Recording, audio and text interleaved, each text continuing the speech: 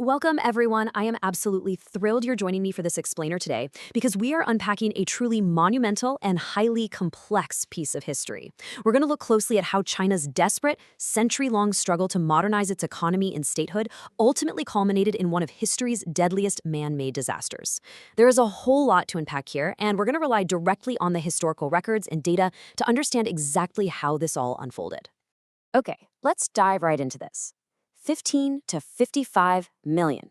That staggering number represents the estimated death toll of the Great Chinese Famine, which absolutely devastated the country between 1959 and 1961. Honestly, it's a number so massive, it's kind of difficult to even wrap your head around. But it's what makes this widely regarded as the single deadliest famine in human history.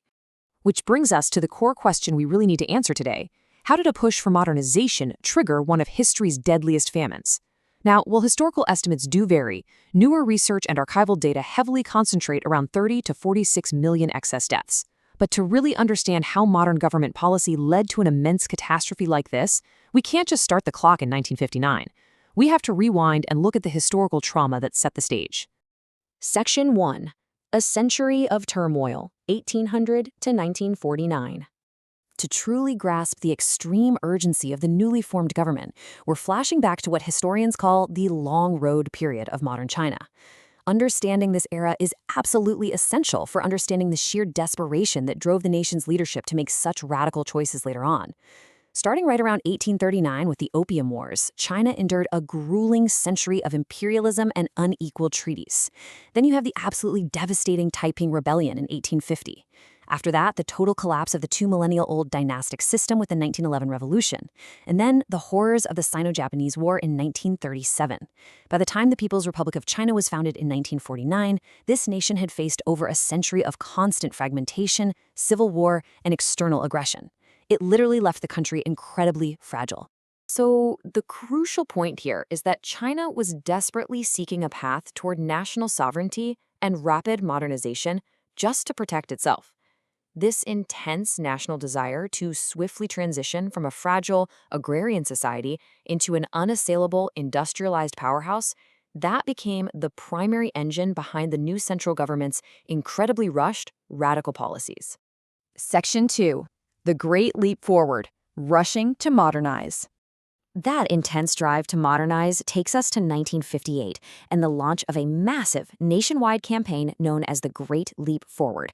The goal here was almost unimaginably ambitious, incredibly rapid agricultural and industrial advancement, all happening at the exact same time. And to achieve this, the central government instituted a cascade of radical, top-down changes. Individual farming plots, completely forbidden and replaced by massive people's communes. The state began extreme grain requisitioning to control the food supply and fund industrial equipment. Simultaneously, millions of agricultural workers were simply ordered to drop their tools, leave the fields, and start making steel in backyard furnaces. And layered on top of all of this were directives for totally unproven agricultural techniques and sweeping ecological campaigns. Now, what's really interesting and honestly kind of baffling is how these micro-policies actively worked against their own goals. Based on theories from Soviet agronomists that were later completely discredited, peasants were ordered to practice close planting, basically crowding seedlings super close together. They also had to do deep plowing, digging up the earth up to 66 centimeters deep. The theory was that the deepest soil was the most fertile, and plants of the same species wouldn't compete with each other. But in reality, of course they competed. It's like cramming way too many people into a tiny room. These bizarre techniques actually stunted root growth and destroyed crop yields instead of boosting them. And then there was the Eliminate Sparrows campaign. Citizens across the country were literally mobilized to eradicate sparrows as part of a public hygiene drive. And, well, the sparrow population absolutely plummeted. But this top-down, unscientific directive completely disrupted the natural food chain. Because without the sparrows around to eat them, the populations of crop-destroying insects absolutely exploded, ravaging what was left of the already fragile agricultural system. Section 3. A Perfect Storm of Errors and the Illusion of Superabundance. Between the extreme labor shortages from the backyard steel production and those failed agricultural policies, actual food production was plummeting. But that wasn't what the central government was hearing. Local officials were terrified of missing their quotas and being labeled conservative rightists, so they reported massive, completely inflated grain surpluses back to Beijing. And this brilliantly illustrates the core of the tragedy.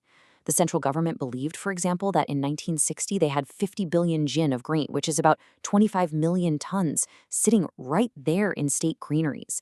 But the reality on the ground? Just 12.7 billion. The fields were rotting because the laborers were off making steel and starvation was already taking hold. The historical sources provide some highly specific, truly startling anecdotes about the lengths officials went to maintain this whole charade. During inspection visits by Chairman Mao Zedong, local leaders would actually pull shoots of grain from various fields and carefully transplant them all into a single, dense exhibition field. Some peasants were literally forced to grow seedlings right inside their bedding and coats just to make the plants look impossibly dense and healthy. Now, they successfully faked these bumper crops for the inspections, but by doing so, they trapped themselves into completely unattainable production quotas moving forward. The objective data here is incredibly stark. Look at how crop production fell dramatically year over year, from 200 million tons in 1958 down to 170 million in 1959, and hitting just 143.5 million tons by 1960. The grain simply did not exist. But because central planners completely believed this illusion of superabundance, they made 3 fatal decisions based entirely on fake numbers. First, they shifted valuable agricultural land away from food grain over to economic crops like cotton. Second, they actually sped up grain exports to foreign nations so they could secure currency for industrialization. And third, public commune mess halls briefly encouraged excessive eating, burning right through whatever real reserves were actually left. The result? People were literally starving to death right outside the doors of full grain warehouses, all while the state aggressively requisitioned the little food that remained. Let's move to Section 4 and see how this all builds into the aftermath and historic reforms. Evaluating the disaster. The systemic cover-ups extended all the way down to local post offices. In Xinjiang, for instance, sources note that postal workers confiscated something like 1,200 outgoing letters begging for help, and public security hunted down anyone who even tried to write to Beijing about the starvation deaths. But eventually, the sheer scale of the disaster just couldn't be hidden anymore. When the central government finally halted the policies to evaluate the famine, they had to look at all contributing factors. Now, there certainly were severe natural disasters during this time, like the massive 1958 flood of the Yellow River. However, when formally evaluating the crisis, a very specific historical consensus was reached regarding the proportional blame. At the 7,000 Cadres Conference in 1962, Liu Shaoqi, who was then the president of China, formally attributed the famine to 30% natural disasters and 70% man-made errors. Impartially speaking, this was a massive historical pivot. This monumental assessment formally ended the Great Leap Forward and temporarily sidelined Mao Zedong in active economic decision-making. Though interestingly enough, this exact assessment would later sow the seeds for intense political conflict during the Cultural Revolution. But looking even further ahead, the historical arc of accountability kept evolving. Fast forward to June 1981, following the launch of the country's reform and opening up era. The Chinese Communist Party's official records formally shifted the terminology away from blaming nature alone. They officially stated that the famine was primarily due to the mistakes of the Great Leap Forward and the political suppression of that era. Following this, the country fundamentally changed its system, moving agriculture back toward household responsibility and opening up to free markets. Which leaves us with this final, absolutely vital question to ponder. When the pressure to modernize silences the truth, what is the ultimate human cost? The Great Chinese Famine wasn't just a failure of agriculture. It was a devastating systemic failure where political fear trapped an entire nation in a deadly illusion. It's an incredibly somber piece of history, but understanding the mechanisms of exactly how it happened is absolutely crucial for the future. Thank you so much for exploring this with me today.